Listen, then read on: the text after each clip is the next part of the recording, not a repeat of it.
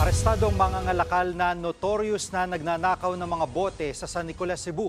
Paliwanag ng sospek, kailangan niya lang kasing umuwi sa probinsya.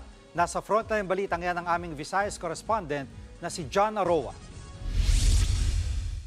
Pasimpleng bumili ng tubig ang lalaki yan sa vending machine na katabi ng sari-sari store sa San Nicolas, Cebu City. Maya-maya binitbitan niya ang 3 case ng mga bote ng soft drink sa tabing bahay. Isinakay niya yan sa kanyang kariton saka umalis. Sa tulong ng CCTV, nakilala ang suspect na si Ryan Salem, isang mangangalakal.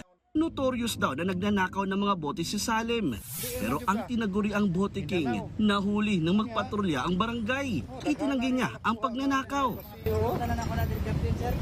Pero nang ipinakita sa kanya ang CCTV, sabi niya, patawarin mo ako Kap, di na po mauulit. Kailangan ko lang talaga ng pamasahe. Uuwi kasi ako ng probinsya. ayon sa barangay, nagbabahay-bahay ang suspect. Minsan may dala siyang walis at naglilinis ng bahay kahit hindi inuutusan. Pero ang kapalit, pupuntiryahin niya ang mga bagay na pwedeng ikalakal. Itinurn over sa mga pulis ang suspect. Pero ang masaklap, dahil itinabi sa kalsada ang kanyang kariton na may lamang kalakal, tinangayan ng isa pang kawatan. Tinutugis na ang nagnakaw ng kariton, habang nakakulong naman si Salem sa reklamong robbery at trespassing.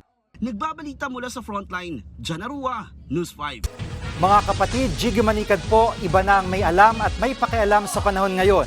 Para sa konkreto, kumpleto at komprehensibong balitaan sa Frontline, mag-follow at mag-subscribe sa social media pages ng News 5.